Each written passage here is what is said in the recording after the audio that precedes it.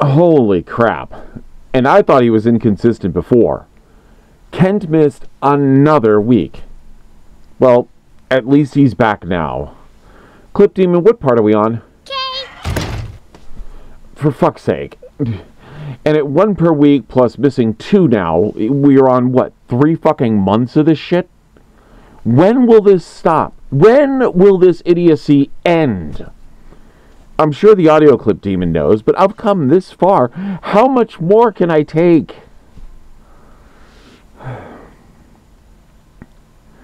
ACD, I can't be bothered this time. Just find a clip and do the line, please. Son of a bitch.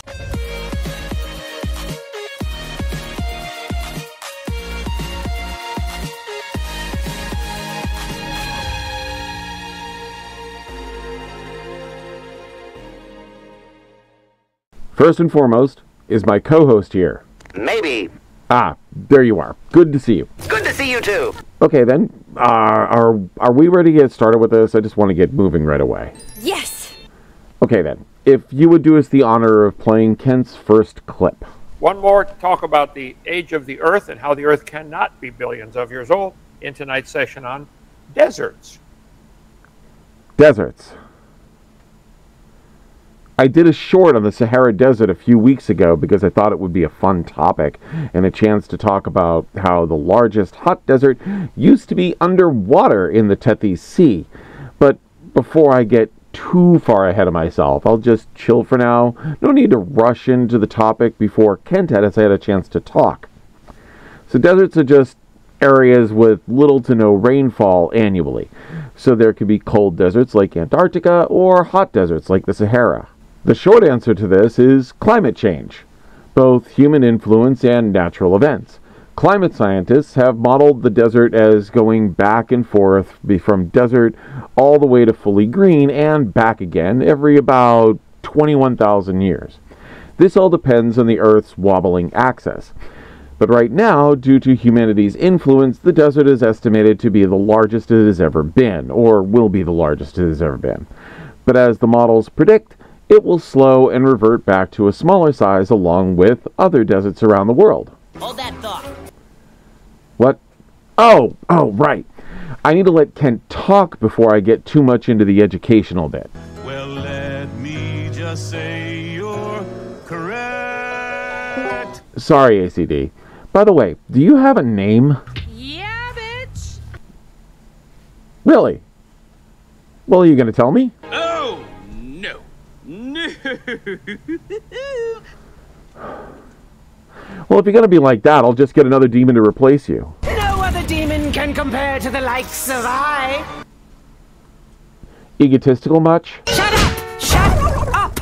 Fine, we'll keep you on hand for now. Besides, where else am I going to get a demon to feeds off of video likes? Help feed my inner demons by giving me a thumbs up and subbing. Yeah, I'm a shameless asshole. Next clip, ACD. The Sahara Desert has what's called a prevailing wind pattern. The wind nearly always blows the same way, and I'll explain why. Most parts of the world have a prevailing wind pattern. This prevailing wind pattern causes a process called desertification. The air blowing off the hot desert kills all the trees next door. Pretty soon, that area is desert, and the desert grows. Kent is a wonderful content cow.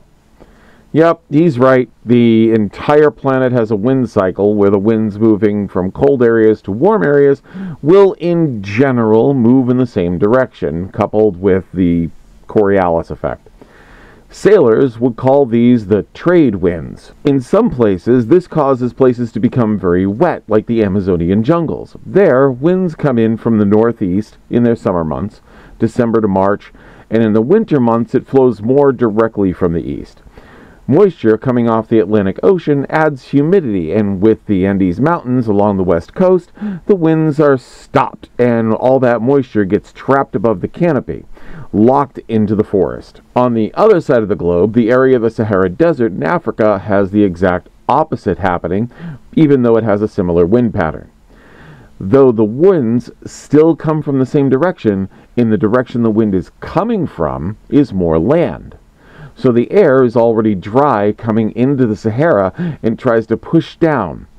A separate wind from the lush green African jungles blows up from the southwest against the winds blowing down across from the northeast. This makes a more distinct barrier we see between the two areas in Africa. The Saharan winds then move westward and get trapped by nothing. No mountains to hold any moisture, so any moisture that was picked up is carted straight off over the ocean. Thus, lakes and rivers that could exist there dry up, which then leaves the desert in the state it's in now. Sahara Desert is growing. Here's what that means, live science. Why is the Sahara Desert growing, and how big is it expected to get? Why is the Sahara Desert growing? You asked, can the Great Green Wall stop the Sahara from expanding? The Sahara Desert is expanding, Science Daily. Sahara is growing, thanks in part to climate change. Did he just read from a Google search? Yeah. Oh, for fuck's sake. Well, I might as well address that anyway. Yes, the Sahara is growing. That's part of the desertification. Hot air hits foliage and dries out the foliage, killing it and opening up more desert. So the desert is growing, and quickly, yes, due to climate change and the 21,000 year cycle I mentioned earlier, which is compounded by humans adding CO2 and other greenhouse gases into the atmosphere, making the general climate of the planet warmer. Thus, the Sahara is bigger than it has ever been before in history. Probably. Now, here's the thing about Kent. He is going to be tossing out these super high numbers and speaking in distances like growing at 48 kilometers a year in some areas of the desert. But in other areas of the desert, it's not growing or expanding. Now in Mali, a country on the west side of Africa, it is growing more rapidly, which is causing food shortages and trade to become critical.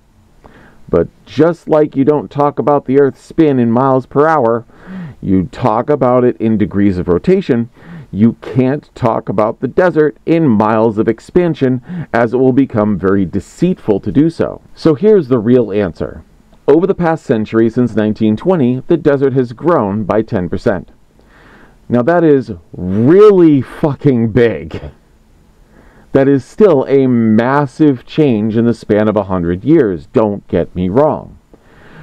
But when he pulls his numbers out of his ass, speaking in kilometers, the correct way to talk about it is that it grows 1/10 of 1% per year. Or 1% per decade, or 10% in the past century. See how these numbers make more sense? It really is an issue, and that 0.1% doesn't sound like much, but adding it up, you can see it really is a lot. Now, what does this mean for the desert growth itself? Hold that thought. ACD, I'm in the middle of something. Can it just wait? No, I don't think so. Fine. What is it then?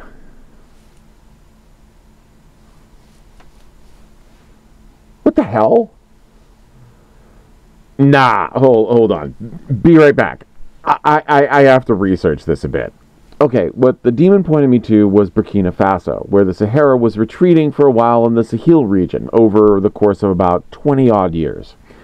This is normal, but even still, a retreat in one area doesn't completely stop the advance in others. I don't want to spread misinformation here. Why don't you learn to take criticism, you talentless baby dick troll? Not trying to be offensive. No need to get hostile. Sorry. It's all good. Everyone still loves you. Can we move on to the next clip, though? The largest desert is actually in Antarctica. Hardly ever rains or snows down there. 5.5 million square miles. Arctic Desert is second biggest. Sahara Desert is third. What? Demon, why? Oh, shit! Kent just gave the counter argument for his ice core argument. So back in part 1D for Dickhead, he talked about the ice cores taken in Antarctica and Greenland, part of the Arctic Desert. He just admitted that the annual layers there are correct with the low precipitation. See how you always want to let the Christians be allowed to talk. They'll debunk themselves every time. Good work, ACD. Matt, What? Matt. Is that your name? Yes! Okay, wait, wait. That means you are... Matt Demon. Oh, for fuck's sake. Just move on to the next clip. What was Sahara Desert like 6,000 years ago? As little as 6,000 years ago, the vast Sahara Desert was covered in grassland that received plenty of rainfall. Paleoclimate archaeological evidence tells us 11 to 5,000 years ago, Earth's slow orbital wobble transformed today's Sahara Desert to a land covered with vegetation and lakes. We must be setting up for some sort of big reveal here. Yes, between 5 and 11,000 years ago, the desert wasn't even there. The entire area was covered in grasslands and trees and lakes and pretty stuff, since the wobble Kent mentioned would have led to prevailing winds acting in a different way, shifting likely from west to east or some other direction. Thus, the winds coming off the Atlantic would have blown moisture over the Sahara and, maybe not turning it into a rainforest, but more likely than not turning it into a grassland. Since this is where that 21,000-year cycle comes in, we aren't precisely sure exactly where we are in the cycle, but we do know there is one. This is due to the axial precession of Earth's axis, not to be confused with the Chandler wobble, which occurs more regularly. We are going to be on one of those two wobbles for a little bit here. So the axial precession is a slow change over a long period of time, causing the overall tilt of the Earth to be ever so slightly different. This precession is not the sole cause of the desert changes, as the axial precession is 26,000 years and the desert cycle is 21,000 years. But it does play a part in the greening of the Sahara. The changes in the precession causes the wind patterns to change. So where do all these numbers add up? Well, according to space.com, the tilt changes roughly between 22 and 25 degrees about every, wait for it, 41,000 years, which is where you get that 21,000-ish year cycle, while the 26,000 years is the primary wobble effect. All of these come together to create a climate transition where the planet is changing at a constant basis.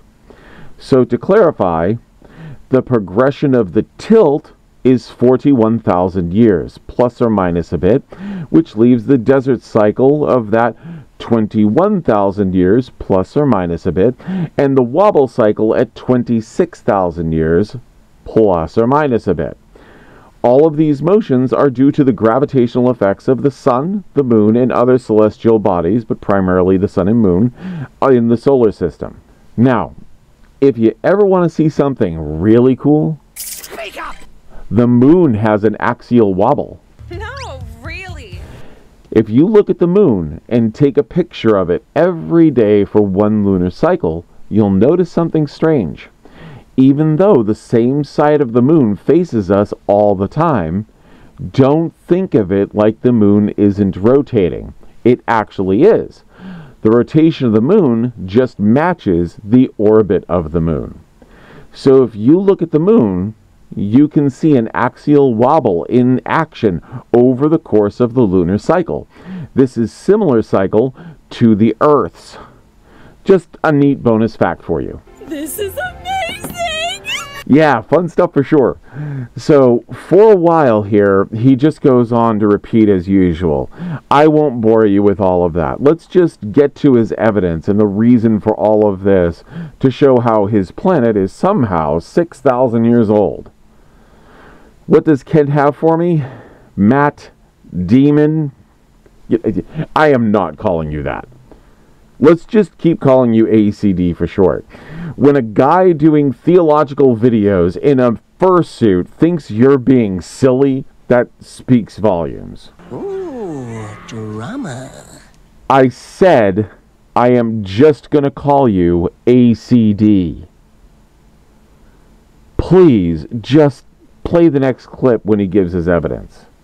They say, according to Potsdam Institute in Germany, They said the Sahara Desert's about 4,000 years old. I would disagree. It's more like 4,400 years ago. I have a theory about this. About 6,000 years ago, God made everything. 4,400 years ago, there was a flood. After the flood, the mountains lifted up, the water ran off, carved all kinds of canyons in the still soft mud. Then it slowly hardened into rock. The continents now only take up 30% of the planet. That has a great effect on the wind currents and how heat rises off of water or land. The Earth is spinning. Currents began to form after the flood, the air currents and the water currents. And different areas just got trapped in a bad spot, so they turned to desert. And the deserts are slowly growing. And all this happened since Noah's flood 4,400 years ago. There's nothing on the planet that can't be explained with a recent creation 6,000 years ago and a flood 4,400 years ago. That's just one quick evidence of how the Earth cannot be billions of years old. The deserts would be much larger if they were. That's it. You serious? Deserts would be bigger. Am I... Okay. I'm only going to touch on a few examples, but I wonder if he knows about the Maosu Desert in China that's almost completely gone due to human intervention, or the Great Indian Desert that could be gone within the next 100 years because of climate change making the Indian Ocean warmer. In China, new trees and grasses were planted to help combat desertification starting as recently as the 1950s. And in India, the warmer ocean will increase the monsoon season, bringing more water to where the desert is, which would in turn add more moisture to the desert and start to reverse desertification naturally. Desert areas come and go and ebb and flow all over the world. Just because the Sahara is growing doesn't mean every desert in the world is. He gives all this evidence against his point, accidentally debunks yet another prior claim, and says, hey, everybody's wrong. It wasn't 6,000 to 10,000 years old. For the desert, it's starting to form. It was 4,400 years old after the flood, because I love flood. Drops the mic like he won the race after tripping over the start line and thinks he's brilliant. How can a human be that stupid? He said so many educational things and closes it off by taking a solid shit right on his desk and blaming the cat. So, no. There's so much evidence against his flood myth that it is absolutely unreal. Not to mention there isn't enough water on the planet for the global flood to occur, even if the planet deflated a tiny bit and later soaked up the water like a giant spherical sponge. Anyway, Kent is just too dumb to get anything I talk about. I feel bad for him. ACD... What the hell do you want with me this time? Is there anything you want to say to Kent? Tell the missus I said hi. I don't even want to know. Oh, man. Anyway, short one today as Kent's arguments just keep getting worse and worse. The shit he says is just so stupid. Ah, you're stupid, huh? I could work with stupid, daddy likey dummy. Fine, then you can have him. It's a transactional fucking, you see. Why do you insist on saying things that make me uncomfortable? You're an irredeemable monster! Fair enough. I am Corsi, and this is the Fluffy Atheist. If you like the video, pet those like and subscribe buttons. Share me with friends to share a funny video, or if you want to point and laugh. I'm good either way.